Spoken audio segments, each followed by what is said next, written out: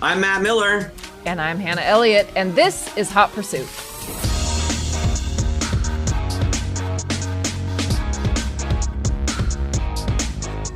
All right, we have a lot of stuff to talk about, plus Yeah. a really cool guest today. Yeah. We're going to talk about the Queen's vehicles, and you've seen these already. I saw them. It's a set of Land Rovers personally owned and operated by Queen Elizabeth of England, the late, great monarch. And we've got Mike Bishop here, the Land Rover product specialist, who basically manages this fleet and is bringing them to New York for anybody to go look at Rockefeller Center this weekend, which is so cool. By the way, don't you think it's fair to say that she's the most beloved monarch? Definitely. Yes. Yeah. I mean, wow. I mean, you can disagree with some of her specific policies, of course, but just in terms of a sense of duty and dignity and honor and service. Wow. You've got kind of a royal look going on yourself today, Hannah. Thanks. Yeah, I'm transitioning into my monarch era. I love it. We have a lot of other stuff to talk about first. And you wrote a story for the terminal, for the Bloomberg terminal, that I thought was really cool because at first glance, my heart skipped a beat. I thought Porsche was going to introduce a new Carrera GT, but it turns out it's more like just the tires.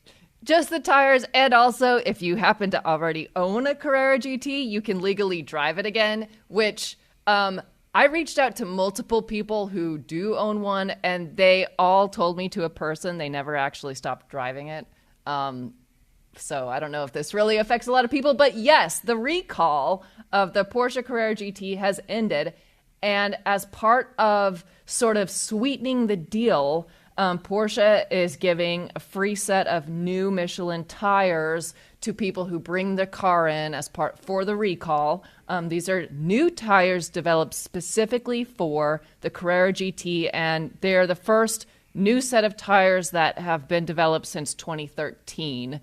And before that, it was just running on old tires. So it's kind of a big deal. I mean, this is really a notorious model for being challenging to drive. There have been some high-profile accidents in it, and it is considered really the last great supercar from Porsche. Not to take anything away from the 918 Spider, but that is a hybrid, as you know.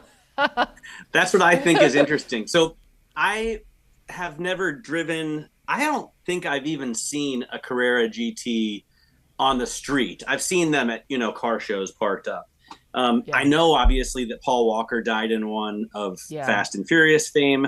And I know that Doug DeMuro bought one as soon as he sold his website. It was like, he got, I think, like $3 million. That's what he grabbed for. Okay. Yeah. Yeah. The first thing I'm going to do is buy a Carrera GT, which I thought was interesting because it's obviously very cool in that I think it's a V10, if I'm not mistaken. You're right. Which is, I love there's no replacement for displacement.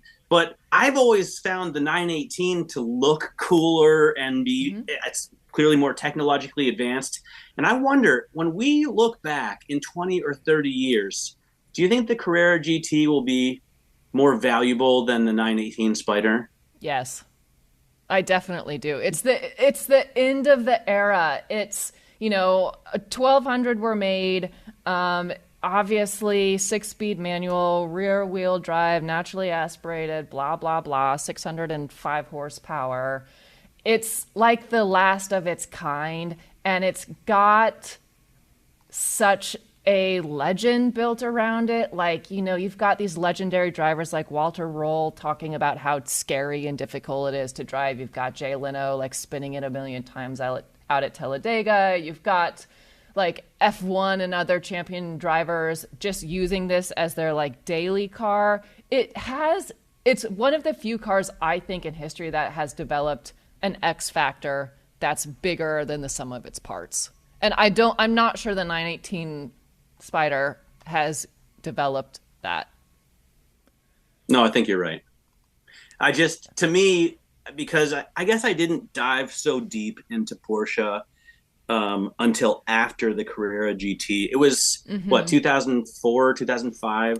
Yeah, they So, debuted it in 2003 as a 2004 model, and by 2006 they had stopped making it. So yeah, it was really a blip on the radar, and like, that was it. But I know that, I've seen a few go for sale within the last year and a half that are about $2 million. So to me, it's well, telling. so they've developed tires with Michelin specifically for this, kind of as we're sorry to the people that owned them and would have had to stop driving them if they wanted to comply. No one did. Yes. By the way, do you think Porsche comes out with another supercar still in the gasoline era, or is the 918 the last Porsche supercar to have an ICE engine? This is an interesting question, and I'm going to answer it in two parts. First of all, yes, these are Michelin Pilot Sport Cup 2 tires developed specifically to outfit the car, and it is sweetening the deal and making people feel better about the recall. But it also accomplishes something else, which is it helps Porsche dealerships and Porsche official to identify the people who own Carrera GTs, which they may not necessarily have all of that data. And that data is especially important because the people who own Carrera GTs would probably, theoretically, be highly likely to buy a supercar that Porsche might make in the future, something that would follow the 918. And of course, we've heard about the Mission X, that was unveiled last year, 2023, as an electric vehicle.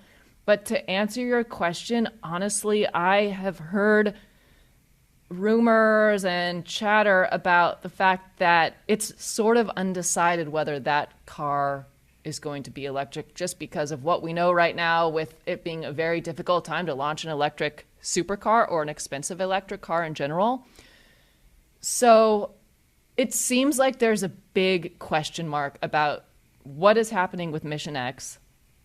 What will Porsche do to follow up and bring out a new supercar? Obviously, they need one. It's been a long time since 2013, which is when the 918 came out. It's over 10 years, so we're due. I don't know the answer. To me, it seems like they should do a really amazing hybrid, but that's just one person's take. But man, it seems like it's two people. Right. Okay. There we go. So I agree with you. Great. So you heard it here first, but I don't know. It seems like a really bad time to be like launching an electric supercar right now. I don't know, but that's what the Mission X was supposed to be. Right. I agree. In fact, the Rimac is the only one I can think of. And I'm sure there are a couple others, but I just don't care if it's all electric. Yeah. I think that the ZR1 should count as a supercar. I know this is a debate that we've had in the past. Mm-hmm. However, this is now at least this is a Corvette, by the way. For anyone, Corvette, yes. This is a Corvette, by the way, for anyone who is not. Well, and as you pointed out, we were chatting about this today earlier. It is the most powerful V8 configuration made in America, at least one that's purely a gasoline engine. And it's also got a new record attached to it. Yeah. Apparently, on September 14th, Mark Royce, who is the president of GM and who we've had on this show and who's a great, friendly guy that we like talking to, drove that sucker 233 miles per hour. Which is a world record for any production car under $1 million. Put it that way. That's pretty impressive. It's, I think, incredibly impressive. And I was already impressed by this car. We spoke about it with him when we had him on. It's got over 1,000 horsepower. It's a turbocharged version of the Gemini, and they call it that because they made one for the Z06, the 5.5 liter naturally aspirated V8 that is the most powerful naturally aspirated V8 in production anywhere, and then this engine, which is the most powerful V8 produced in New York, in America. Sorry, that has the help of forced induction turbochargers in this case. I think it's so cool, but I don't care about top speeds. Like I do care if Mark Royce does it. Yeah, that's cool.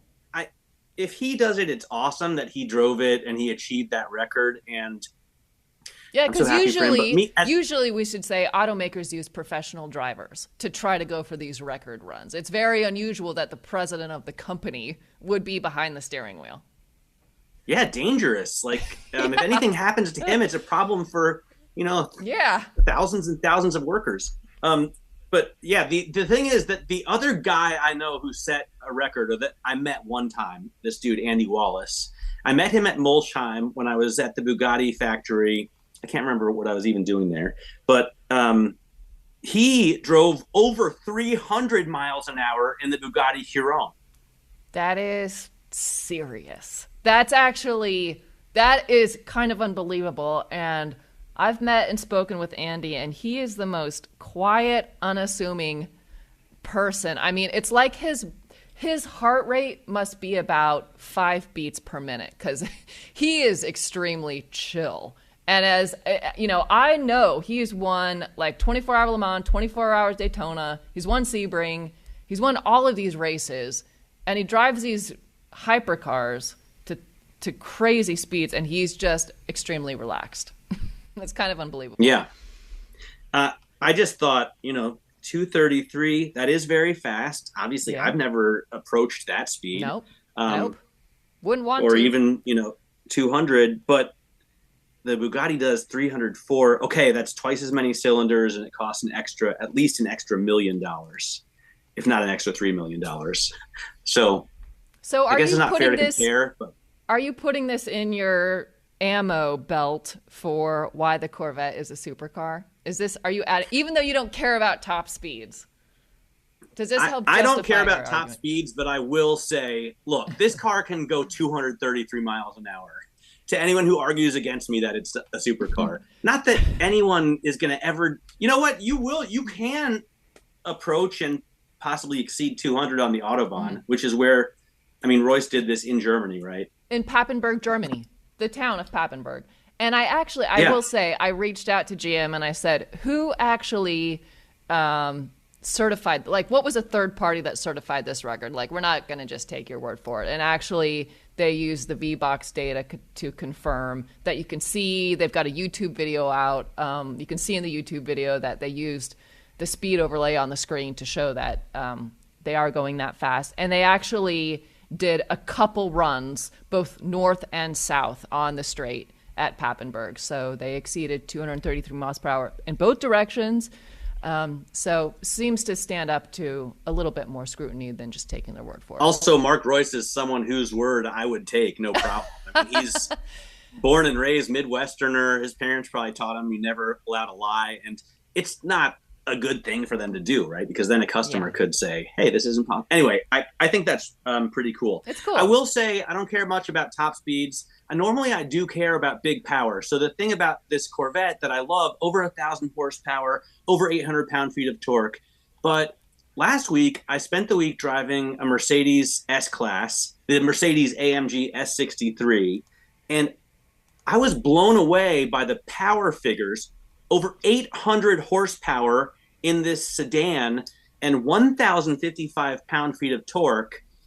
But that's wild. Because it's a hybrid, I think they achieve those giant numbers. You really don't feel it when you're driving. Obviously, it's an incredibly luxurious car. It's a $200,000 vehicle. It just makes your daily life better. But it's not like the hammer has been dropped. It doesn't feel as powerful as the Aston Martin that I was driving the week before, or even really the 718, the Porsche Cayman that I drove to some extent.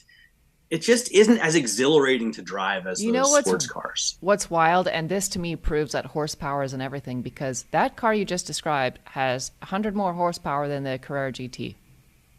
And the Carrera GT is, a monster that we just got done talking about, all the things that we already said. And this car is, you're sort of saying it's great, but it's not like blowing your mind. No, but in those terms, in power terms, I will say that it did blow my mind in a few other ways. One, when I first started driving it, I was thinking, this feels like half a Rolls-Royce Ghost in terms of the size of it. but twice a Rolls-Royce Ghost in terms of the propulsion.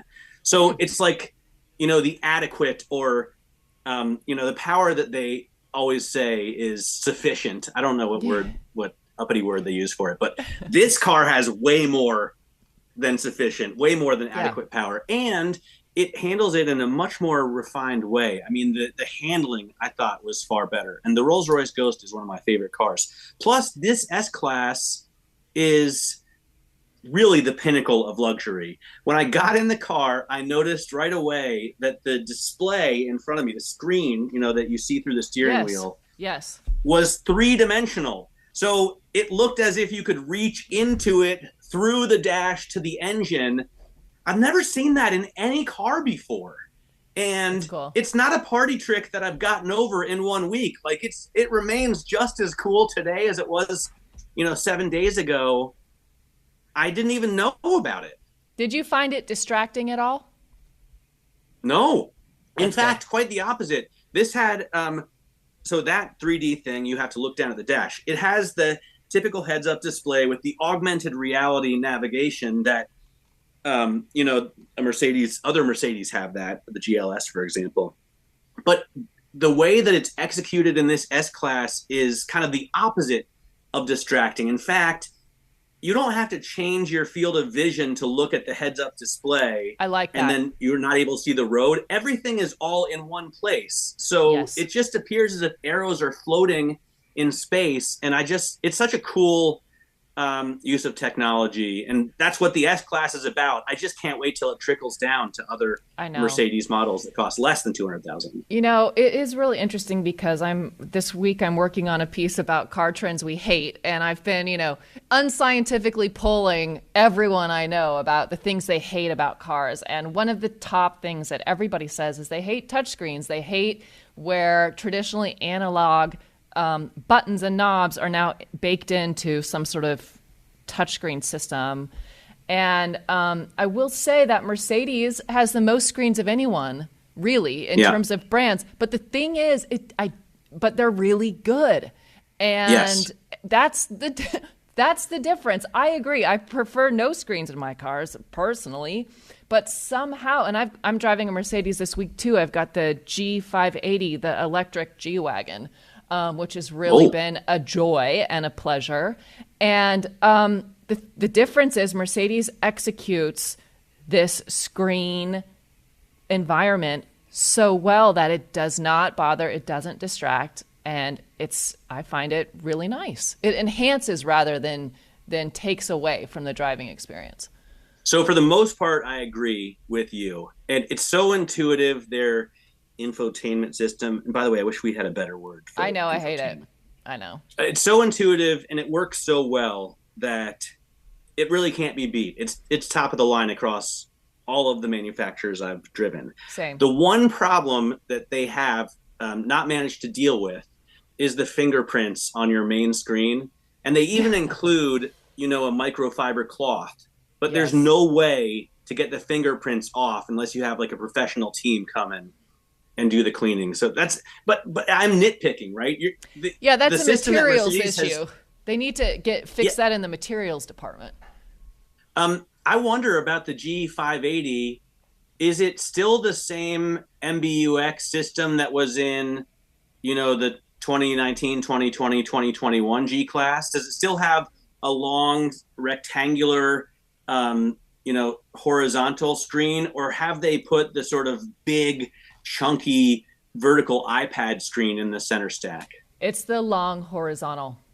It's great. There are, so in the center there are two, air vents, and then you've got like the center console below, but on the dashboard it's just one long rectangle. That's it. It's great. I have no complaints. And I had driven this, a year ago in Austria when it first came out, so this is sort of a refresh. And but also, it's actually more informative to just drive this around, city streets for a week rather than on a mountain. Yes, it was capable on the mountain, of course, but it is one of the very few electric SUVs that are really big and really heavy, and it's like, who needs this? But I don't really have a scientific reason for it, but it's really been a delight to have this week. I really have. I mean, the biggest complaint I have about it are that the sideboards, when you get into the vehicle, are not positioned very well. They're right in the way. They either need to be bigger so you can step on them, or just removed altogether because they're just like an awkward size, at least for my height, when I try to get into the car. So I just end up stepping over them, which is awkward. Or they get your pants dirty. Yeah, well, I haven't spent any time with this. I haven't even seen the G580, but I had the G500. I got one in 2020, and it's just a phenomenal vehicle. And it shouldn't be, but it really is a pleasure to drive. It makes your life somehow better. But for me, one of the reasons was two different sounds. One, the doors, and I imagine they still sound just as good as they did. The other is the burble of the 4-liter V8, and this obviously doesn't have that burble. This doesn't have that. No, yeah, you may miss it.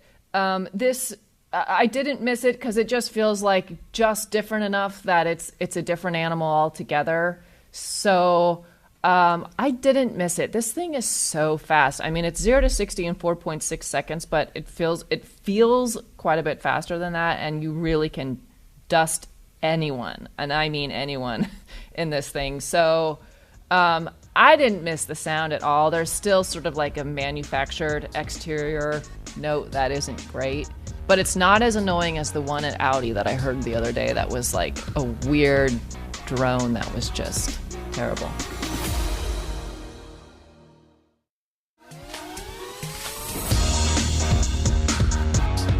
I wonder if Queen Elizabeth would have enjoyed a G-Wagon. Man. I mean, aside from it being German, I bet so. I don't think she's allowed German. Is she allowed to officially drive? I know she's Habsburg, right? Is she allowed to officially drive a German vehicle? That could be a political problem. The royal family of Great Britain was Saxe, Coburg, and Gotha. So they were German royal houses, and then changed their name to Windsor around one of the world wars. And I of course she wouldn't have, but the reason I say that is to seg into Mike Bishop, who is showing off her Land Rovers. I mean, what a guy, Australian, who it sounds like has been obsessed with Land Rovers from the time he was a teenager growing up in Australia, and just sort of realizing, oh, this is something very cool. But you know what I love about what Land Rover's doing with these vehicles is they're making them accessible to everybody. Even though these are royal vehicles, you know, anyone can go look at them, which I think is so cool. And you can too. Let's listen to what Mike Bishop has to say about Queen Elizabeth's collection of Land Rover vehicles. Here he is. Mike, it's so great to have you joining us. Thanks for taking the time. And I know you're heading to New York to sort of be the steward for these really special Land Rovers. Can you give us a sense of what does that entail? I mean, are you handcuffed to these vehicles for the duration of the exhibit to make sure no one drives off, or is it more mechanical? It's a very good question. Thank you. Joking aside, I mean, it is.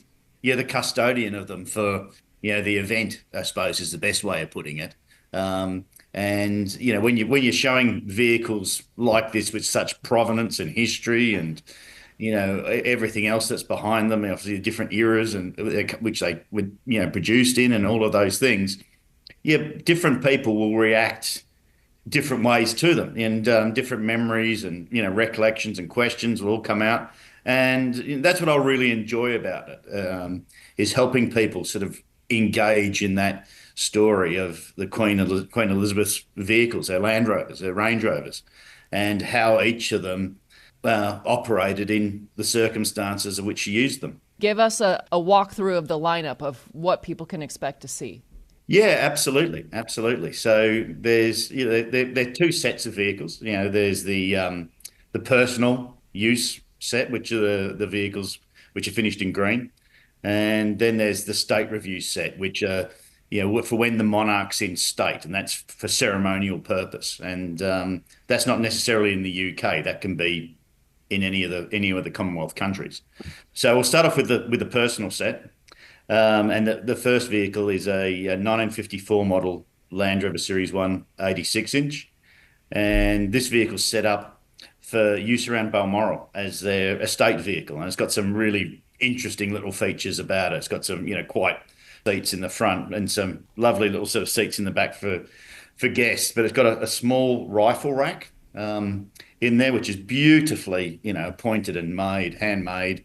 And then these really cute, cool little doors that swing open, these two sort of little doors that swing open at the back, normally where there's a tailgate, because that era of vehicles normally a pickup. So there's normally a drop-down tailgate, but there's not unless there's these two doors that swing open so people can get in and out of it a lot more easily. And it's an incredible, it's an incredible car. It spent all of its life pretty much up at Balmoral, right until recently. It was in a local museum in Ballatta, which is the local town close to Balmoral Castle, and it had been at the garage used after 19 sort of 60 mid 60s, 65 or so, 66, when the royal family stopped using it. So it was used locally, and then King Charles found it in a shed, Wow.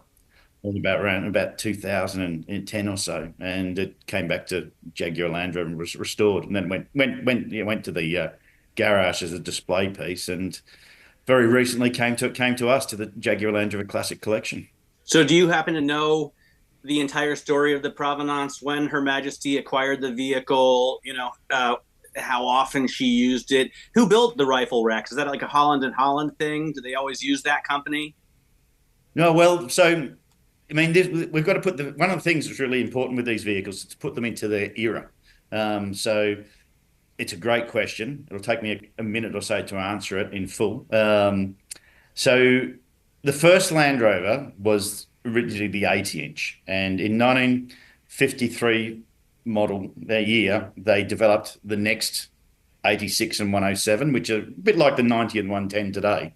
And so as the Queen was coming into her coronation year, there was this very interesting set of circumstances that the vehicles they had been using, the previous 80-inch, a very short little wheelbase, were sort of done. That model was over. So they needed to sort of get these vehicles very, very quickly, readily available for the Queen and Prince Philip. So this vehicle, it's a pre-production vehicle. It's chassis number 9 of the 86-inch pre-production prototypes, and it went to Stratstone's in London, which was the retailer, the dealer that had the royal warrant in the day. So it went there, which wasn't a traditional Rover dealer, and then they spec'd the vehicle to how they wanted it. It came back to Solihull.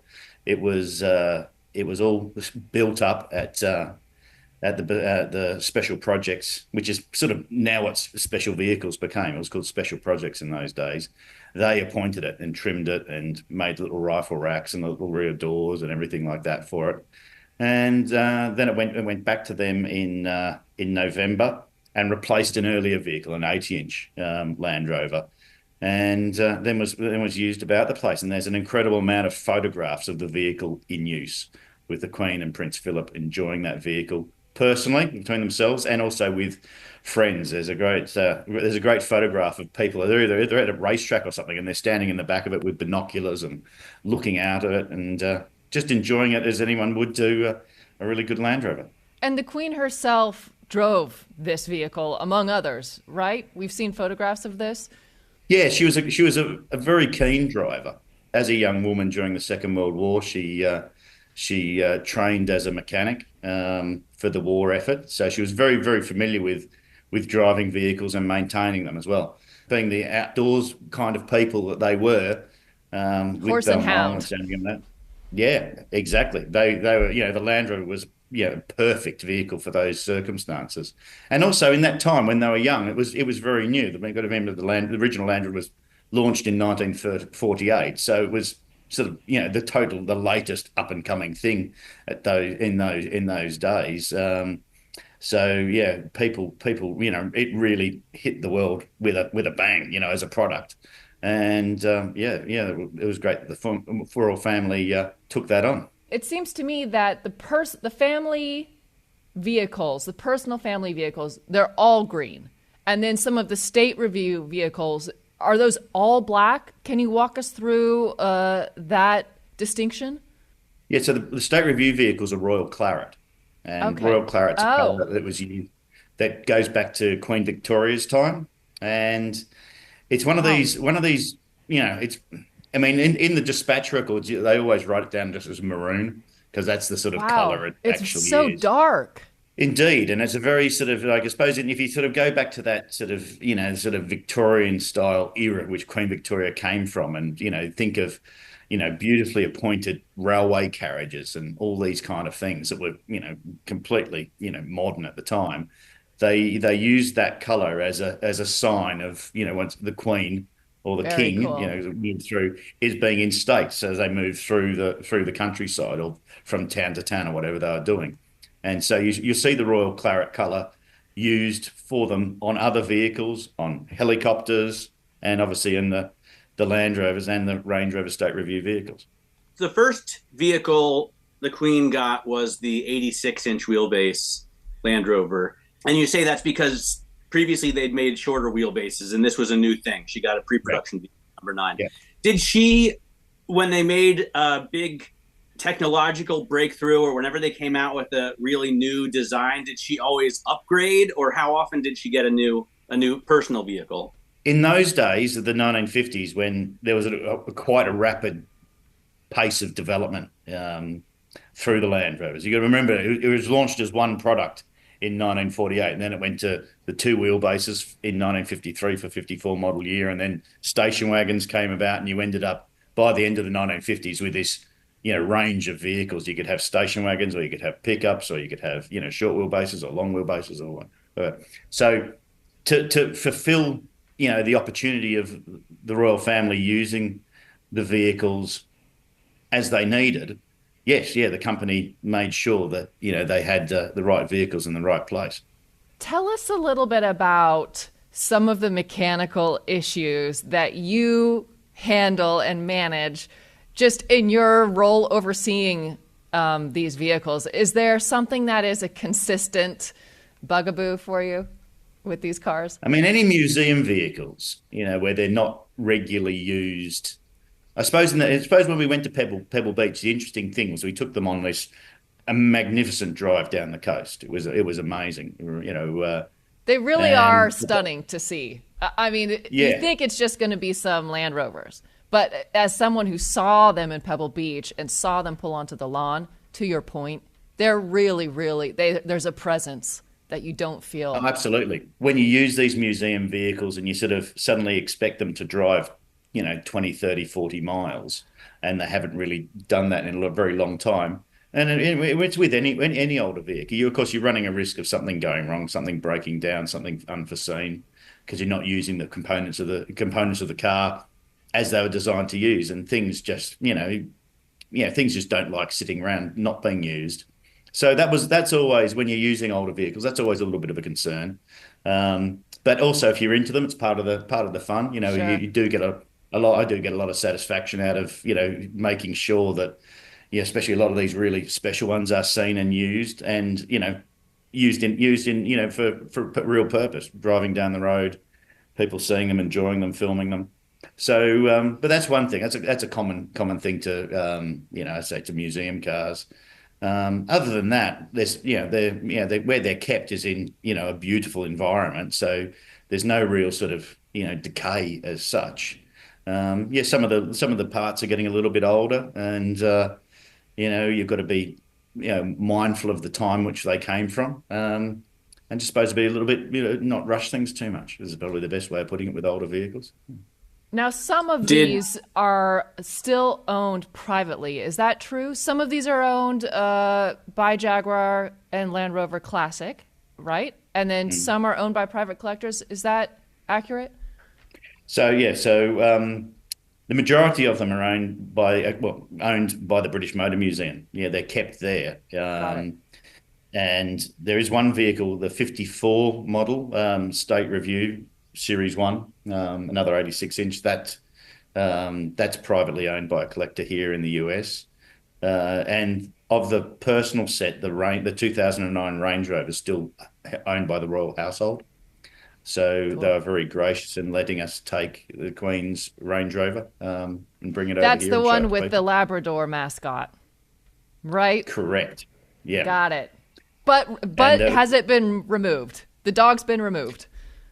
yeah, well, it's one of these incredible things that and being able to do these shows and use these vehicles to celebrate the Queen's life and her legacy and her, the decades of which she served the various communities around the world is that when the vehicle was in use, it usually had a symbol or a mascot or something to say that the Queen was driving her personal vehicle. Um, and for that final Range Rover, we were allowed to put the Labrador back on it, the dog back on the bonnet, on the hood there, Yay. which is just it's one of those things that you sort of like you almost pinch yourself. You can't believe that you're sort of doing these kind of events. Yeah, it's awe inspiring. But I imagine or I gather that the Queen would typically drive whatever the newest vehicle that she had was. The 2009 Range Rover seems to be the newest of the group that you're showing. And I guess that's the one that she drove ever since 2009. She then retired the previous, the Defender, for example. Yeah, so that's basically what happened. So in 1966, she got a Series 2A station wagon. JYV is the 1D is the plate, which we've got on display. And so that vehicle was used from 1966 until 1983. And A444 RYV, which we've got on display, replaced JYV. And then that vehicle was in use until about the year 2000.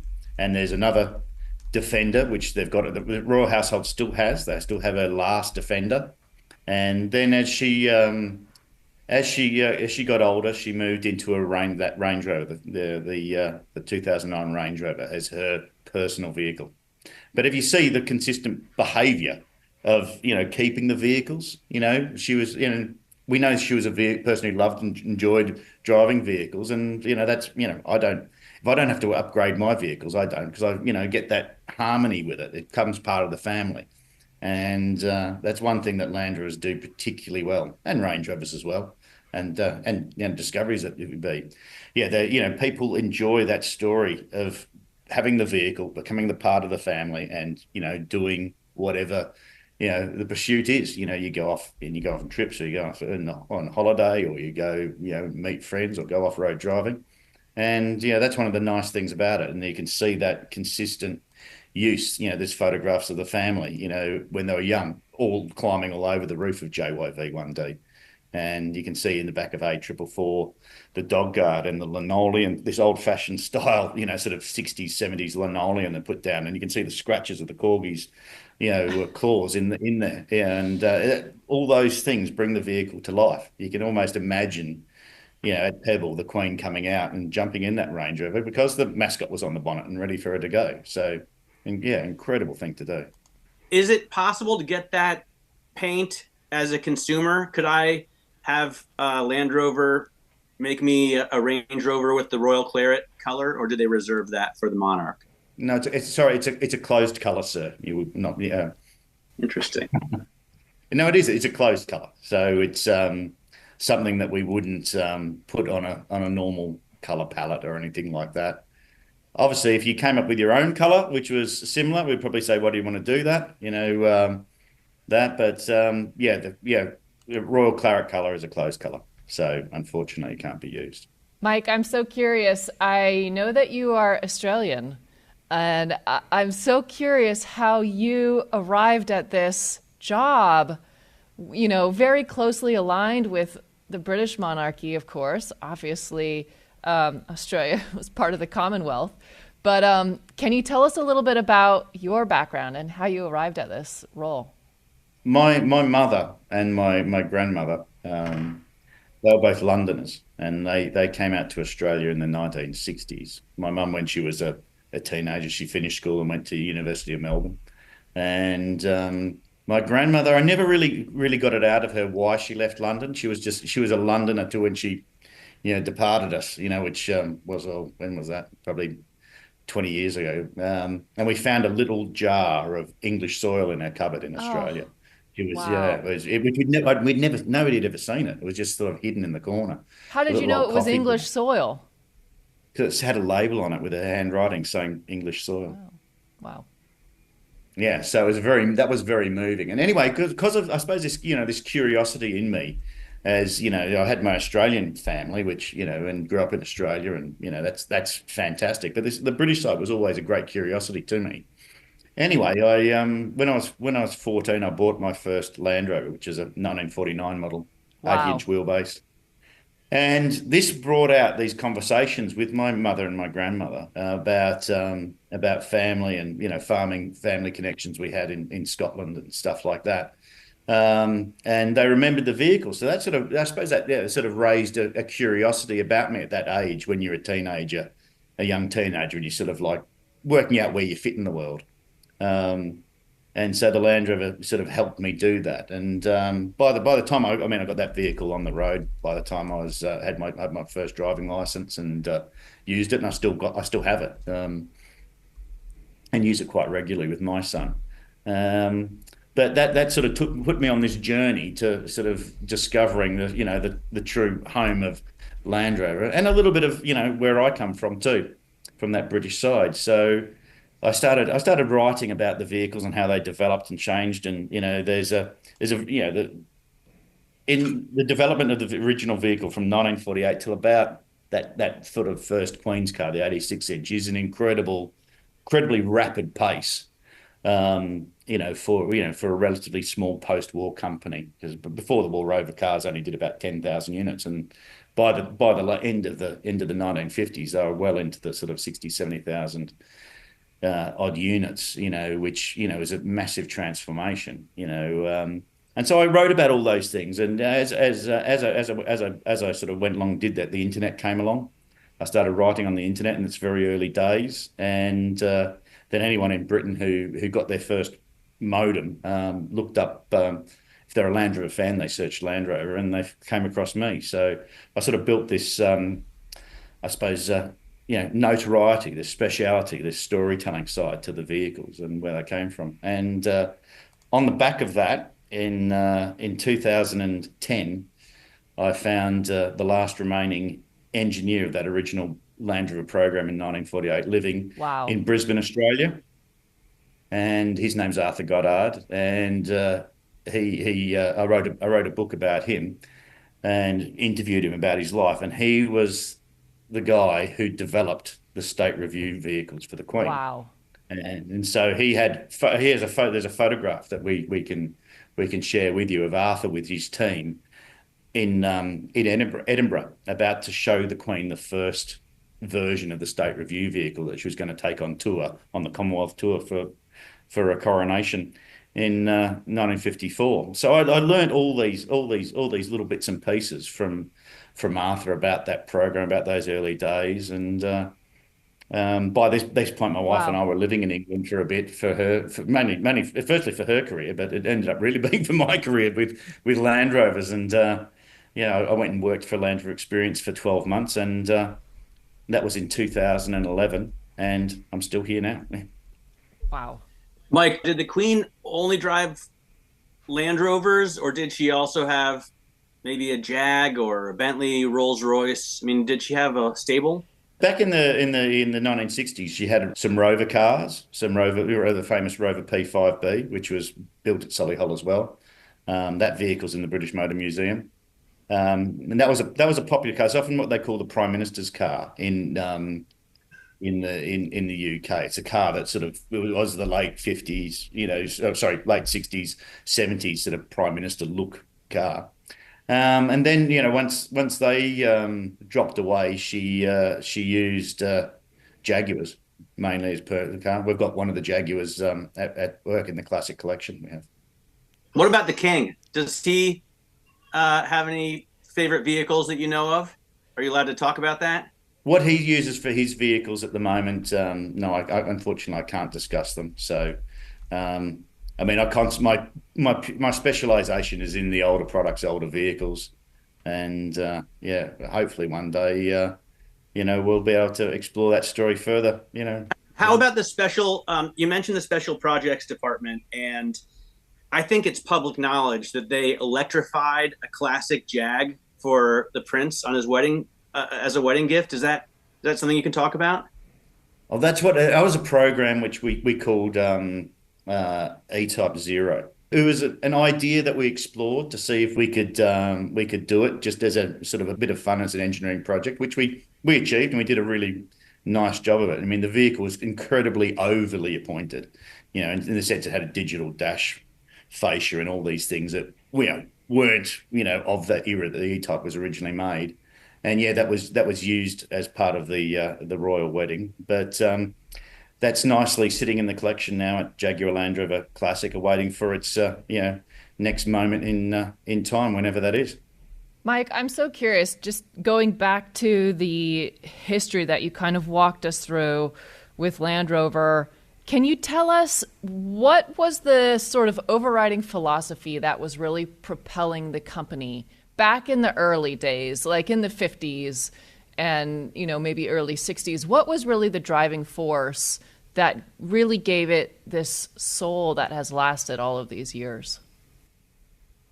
Yeah, okay, that's a really brilliant question. So after the Second World War, the company had found itself in a really interesting position because it had been a niche luxury car manufacturer, which the business model worked. It was 80% home market sales and about 20% export, and that export was only Commonwealth countries. So it was all right-hand drive. There was no left-hand drive cars made for the Second World War.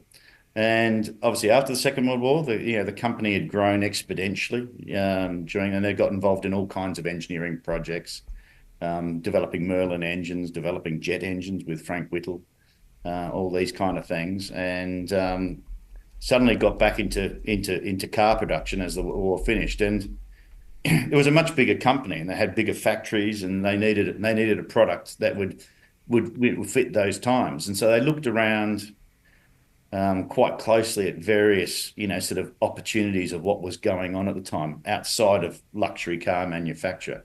And one of the things they noticed was how practical, I suppose, Second World War vehicles were in general as trucks or, original wartime Jeeps and those kind of things. And they coined up the idea of making a vehicle of along that practical use that people could use for anything, for farming, for transport, for towing. But it needed to be a lot more, better than a military vehicle. It needed to have doors. It needed to have full weather protection. It needed Creature all comforts. those elements. Yeah. At a minimum. Creature comfort, to a degree. And so they sort of sold them in because, the Rover cars were luxury cars. So it sort of fitted into this one of Britain's fine cars, message that they gave, and you could use it for, anything and everything. It was the world's most versatile vehicle at the time. You could take the doors off, you could put the doors on, you could take the hood off, you could keep the hood on, and you could fit genius. 7 people in it. You could have 2 people in it. You could do all this. You had a power takeoff on it. You could use it for mowing. You could put a winch on the front of it. All these things. And the one thing that they very carefully is they gave the vehicle a very distinct look in the face, and the front fenders coming down, and the sort of the grille and lights. It almost looks like a little sort of I suppose a set of eyes looking at you, and it gives you that sort of the caricature of it. And the other really, really clever thing that they did was they made the functionality of the vehicle really intuitive. And this is one thing that Maurice Wilks is really, really into. He's into developing creative engineering almost from a sort of like a engineering art as a form. And he'd been doing this a long time with in the 1930s. If you look at a lot of his ideas that didn't necessarily go anywhere, you could sort of see this same theme through there. And so how that all works is on a series vehicle, the 4-wheel drive system, you have a yellow lever and a red lever, and you drive down the road. And if the road suddenly got a bit of snow or it becomes a bit muddy or a little bit of gravel, the yellow's cautionary. We know that from basically basic traffic light systems. You got sort of your red for stop, your yellow or orange for, caution, or new green for go. So they put that yellow as a cautionary. So you push down the yellow lever and it's four-wheel drive. And then if you go a little bit further, if you need low ratio, it's a red lever. Red. So that's stop. And you stop it and you put it into low ratio, and the vehicle will go further. Very simple. And it's that connection between the driver or operator looking at the circumstances and setting the vehicle up to how it works. And then you can suddenly start to have some fun with the vehicles. And this is what happened. If you look at all the early photographs of people using the vehicles on the test track at Solihull as days to enjoy themselves, not just days of learning how to operate the vehicle. You can see people, waving and cheering and doing all these things. And in the late 1940s and early 1950s, that was just an incredible thing to do. Because pre the Second World War, only really, really extremely wealthy people used cars for racing or enjoyable pursuits. It was something that was out of reach of most people.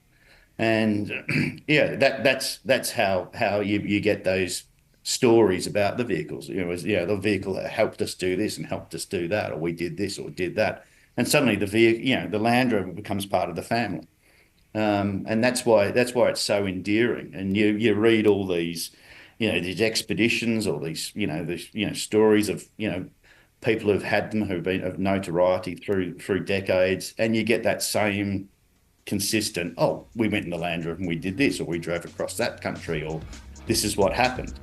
Suddenly the Land Rover is part of the story, part of the group, part of the set of friends on the expedition, on the trip.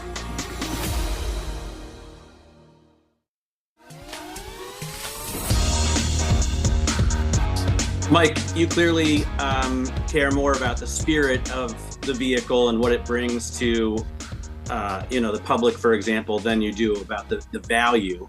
But I wonder about how much it would cost to acquire a vehicle that was once owned and driven by the Queen, just because it would be so cool. Hypothetically, have some of these been of on course. the market? Do we have any idea what kind of premium people are willing to pay for a vehicle that was owned and driven by what has to be the most popular monarch in living history?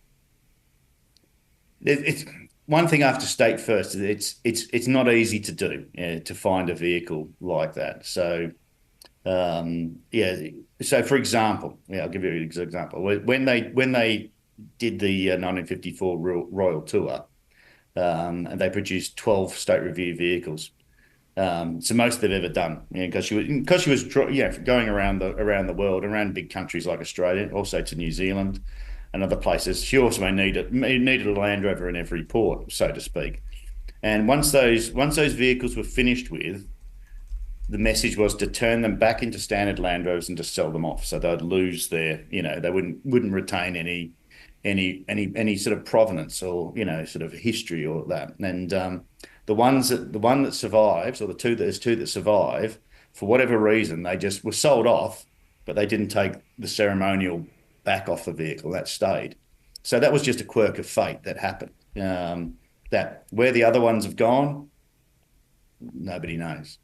So that's the first thing. It's not easy to go and find one of these things. Very rare. Yes. Very rare, which does make them collectible, obviously. So, and I suppose if anything in life, if you're into collecting something and you look hard enough, you never know what will turn up. I didn't hear a dollar figure in that response. I mean, no, can we assume these are not seven-figure vehicles, but six-figure, mid-six figures? The vehicles I know that have sold have gone into that area. It's not something that because we're Jaguar Land Rover, we're the holders of the royal warrant for the vehicles. It's not something that we actively do. We're obviously very respectful of a relationship with the royal family.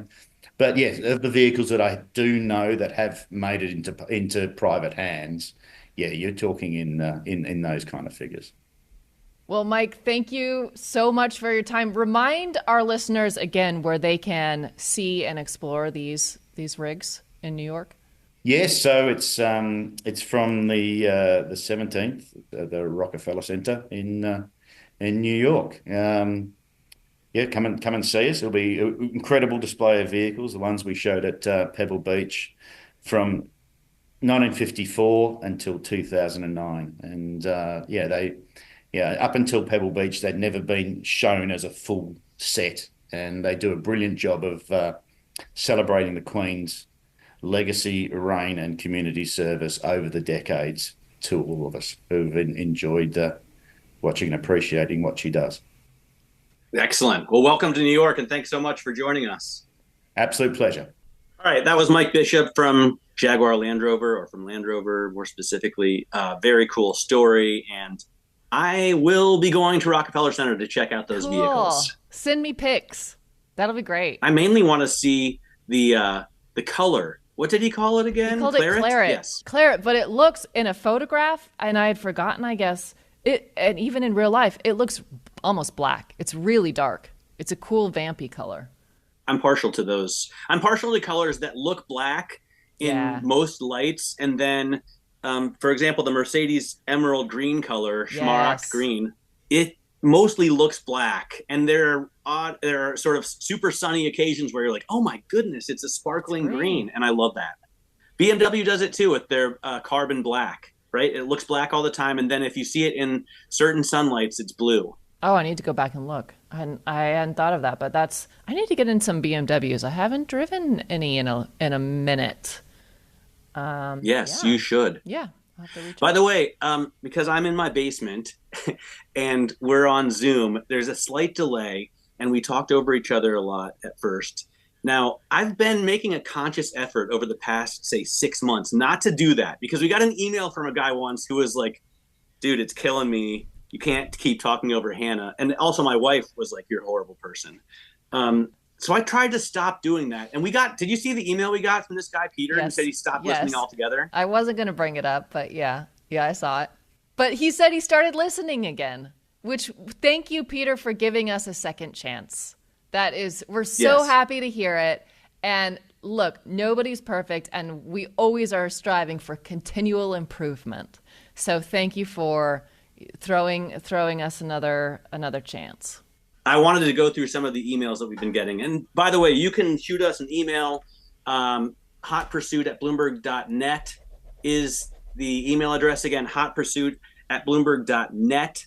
I actually found a few emails that I had missed from months ago. So I was excited to dig some out of my spam box. But one that I get often or that we both get often, is people asking us to review, or asking me to review, the Dodge Charger EV. That's not possible right now. Like, we can't. Yeah. They're not even out there. I've actually asked a couple times for insight about when we might be able to get it, and yeah, I've had some girlfriends here in LA asking about it. They're the streets want it. The streets want it, and we hear you. We can't get in one yet. So we'll stay on it, though. And, obviously Stellantis is having spectacular problems in the market right now. The stock has absolutely cratered, and the CEO, Carlos Tavares, will not be renewing his contract when he retires in 2026. They're going to find somebody else. And he actually kind of threw his CFO under the bus last week. So there's some management shakeup going on there. Is that fair to say, Hannah? I think that's fair to say. I mean, I kind of cringe anytime there's like public disparagement between band members, company chiefs of staff, etc. Wait, band members? Are you talking about Hall & Oates right now? I was talking about Oasis, but we can talk about Hall & Oates if you want. I just saw Clapton at the Bull. We can talk. I'm wearing the T-shirt. We can talk about any of this. Sure. Well, I mean, in terms of Stellantis, they've had such a difficult time, and I feel like it's self-inflicted. They canceled their most popular Dodge models. They only make one Chrysler. I don't even know if you can buy the minivan anymore. There's no more V8 in their Ram trucks, and this is still America, last time I checked, Carlos. And the Jeeps are priced way too high for what is a pretty good vehicle, but is not a Mercedes. So they've done this all themselves. And the CFO, when she got hired last year, she's like, hey, we're having difficulty meeting these targets. Like, there are real problems here. So she was the one who was calling out, the emperor has no clothes. Yeah. And the emperor was like, you are banished. I have clothes. I was going to say that's kind of that's a thankless job to be the one to say that, because it's a no-win situation. I have empathy for that. But you did mention minivan, and I want to say I recently found myself in Parker, Colorado, where I did drive a 2002 Dodge Caravan. So for any who believe that I'm too uptight or snotty to drive any vehicle, that is not true. I had a great time driving that Caravan around, and I drove it to Grease Monkeys for an oil change. And I have to say, shout out to Grease Monkeys in Parker, Colorado. They had a great service and very friendly atmosphere. So we go high, we go low on this show, right, Matt? Yes, we do. And I noticed, well, you go high even when you go low, because the Dodge Caravan had white gauges, which I imagine must have been at least $1,000 option. They were beautiful. There's no way those cost $1,000 back in 2002 on a Caravan. Those were probably a no cost option, I'm guessing. Well, they could have been. They could have been $1,000 option. Are there any other emails that you wanted to hit? No, other than I did have one person request the idea that maybe we could talk about the profits per unit for every automaker, which is a great idea. We had mentioned the profit per unit at Ferrari, which is like 183,000 euros per car, if I remember right. Yep, $177,000, I think. There you go. I'm looking into that because it's a great question, and I personally would love to just see them stacked up all against each other. So we'll come back to you on that. Yeah, well, you know what we'll do? On the Bloomberg terminal, we'll type BI Go, and we'll just comb through, or BI space auto go, and then we can just comb through the library and find. I love that stuff as well. That's because my favorite thing. I nerd. Yeah. I'm not a data person, but I nerd out with that. I love doing that. Yeah, well, and the data library that Bloomberg Intelligence has on the terminal is insane. So but you have to know how to navigate it. Yeah, I'm still learning. All right. Cool. We'll definitely do that. I love to hear about margins because remember, Tesla margins were like 20% a couple years ago, and they've been compressing those drastically to try and squeeze out a profit. They had a tough week as well, by the way, in terms of the stock, right? Because they showed that robo-taxi, which was a total flop, the presentation was. Yeah. And then they showed their robot, Optimus, which it turns out they were actually operating by remote control with humans, at least partially. You can't make this stuff up. I didn't know. Oh, yeah. No comment. All right. What are you doing? What should we look forward to, Hannah? And then we'll get off here. That's a good question. You know what? This is not car related, but I'm going to the opening of the fall exhibits at Skirball, the Skirball Center here in LA, and they've got a Diane von Furstenberg exhibit. So anybody who's interested in fashion or Diane von Furstenberg or culture or anything like that, I guess she's part of the fall exhibit. So I'm going to go see that. I'm looking forward to it. That sounds very cool. Yeah, should be fun. I am, well, for one thing, I'm going to drive that Bentley that you drove in Switzerland. Oh, good. The Continental GT, which I can't wait to do. I can't wait to hear what you think. That'll be really good. For another thing, there's a Cars and Coffee in Bedford that I'm going to go to. Ooh, I got a lot of friends there. What are you taking? Yeah? What are you driving? Sure. I guess I'll drive the Bentley. I mean, my other choices, I have a Jaguar F-Type convertible right now, which is probably the last time I'll ever drive it. But it doesn't seem as special as the brand new Bentley Continental GT. The only thing is that going to be a popular car at Cars and Coffee? Like, who cares beyond looking at it, right? No, it's too new. You need something old. Yeah. The older, the better. I mean, even if I pop the hood, no one can see anything, right? I mean, honestly, I'd park it out of sight and just walk up. I'll probably do that. I'm going to bring my daughters. I mean, you don't want to be... Edna. Yeah. I mean, to me... No, you're right. I thought about that. It'll be fun to drive it there, but it won't be fun to show it because it's just like, look, it's not that kind of meetup. You know, it's not Randy like... Nonnenberg will be there. Oh, that's great. So I'm going to talk to Randy. Great. We should have him back on. Agreed. And then I'm going to go to Sturgill Simpson at Forest Hills. I'm pretty excited about that. That's cool. Who are you taking? I'm taking my wife. Oh, that'll be really fun. He's a favorite of both of ours, so I'm pretty pumped. Who's the opener? Do you know? I don't know. Okay. I'm kind of hoping it'll be Culture Wall, but I doubt that's going to be the case. I recently discovered Culture Wall. He's like this dude from Saskatchewan that sounds like some country whaler from the 40s. I highly recommend listening to songs.